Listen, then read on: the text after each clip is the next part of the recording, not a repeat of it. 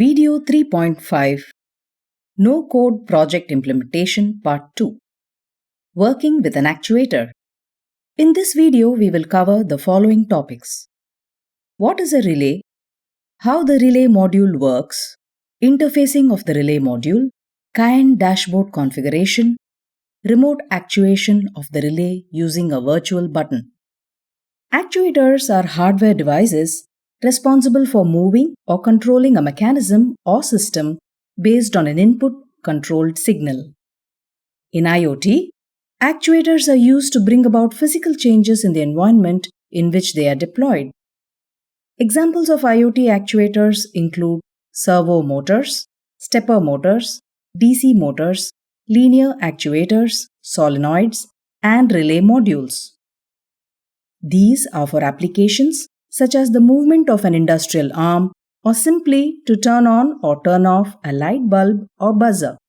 In this video, we will learn how to work with the relay module as an actuator. Relays are electromechanical devices used to open or close contacts that in turn cause the operation of another electrical circuit. Their function is similar to that of a switch.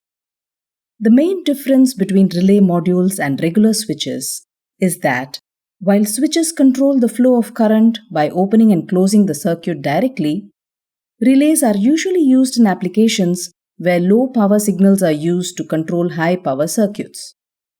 There are several variations of the relay module in the market depending on the voltage and current specifications, number of channels, and method of operation.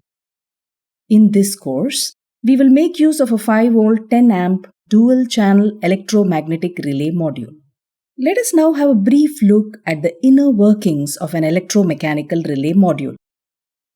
It works on the principle of electromagnetic attraction. The two ways in which a relay module can be operated are normally open NO and normally close NC method.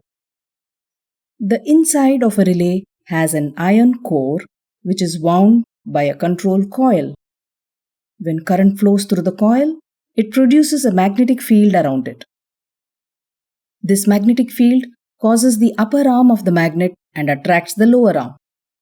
This closes the circuit, which makes the current flow through the load. This is the normally open type of contact. If the contact is already closed, then it moves in the opposite direction and hence opens the contacts. This is the normally closed type of contact. In a two-channel relay module, two relay circuits are present. Each channel can be used to control a device. This module has 4 pins for interfacing: the VCC pin and the ground pin, and the IN1 and the IN2 pins, which are inputs to channel 1 and channel 2 respectively. This module requires at least 5V supply voltage and 30 mA current to function. We will thus be making use of an external breadboard power supply module so that the current requirements are met. Let us now interface the 5V relay module with Raspberry Pi 4. To do this, connect the VCC pin of the relay module to the 5V supply pin and the ground pin of the relay to a ground pin of the breadboard power supply module. Now, connect a ground pin from your Pi 4 to the ground of the breadboard power supply module. By doing this, we ensure that the relay module and the Pi 4 share a common ground. Next, as we will be using channel 1 of the relay module, connect the IN1 pin from the relay to GPIO pin 17 of the Raspberry Pi. Finally, you can connect a CFL bulb across NO1 and COM1 of the relay module. To check these connections, you can also refer to the circuit diagram shared in the resources of this video.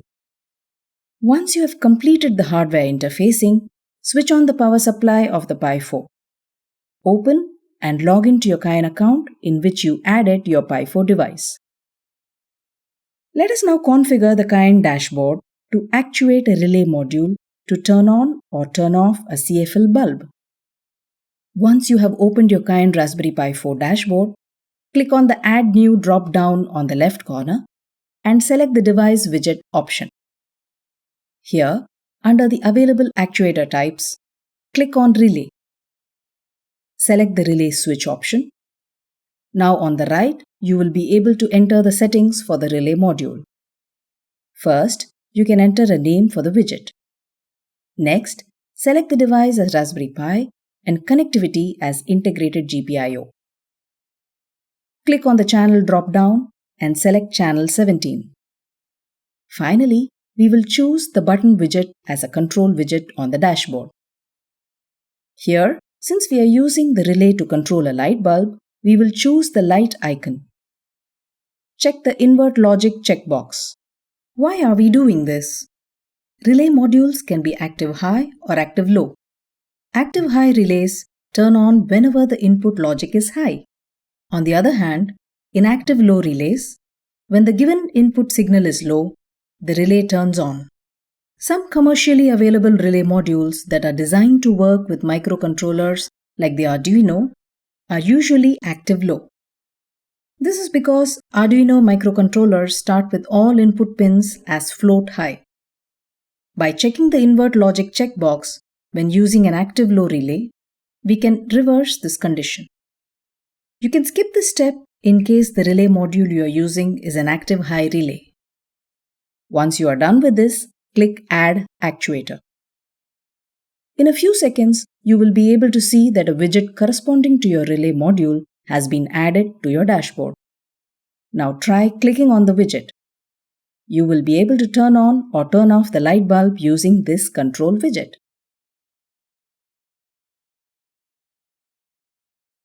Once again, the Kind dashboard allows you to resize and rearrange the widgets as you wish. On the top right corner of your relay switch widget, you will be able to see a small settings icon. If you click on the settings icon, you can see settings, triggers, and schedules. We will see more about triggers and schedules in the next section.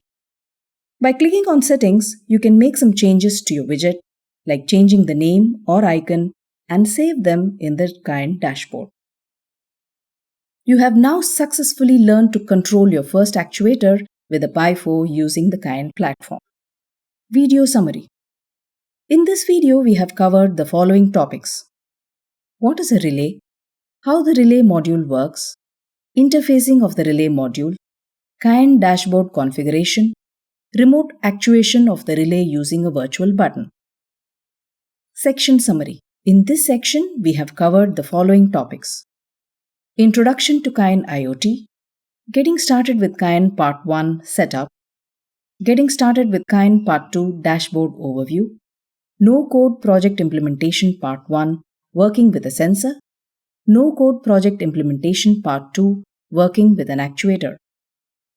In the next section, we will work on a no-code capstone project using the Pi 4 and the Kind platform.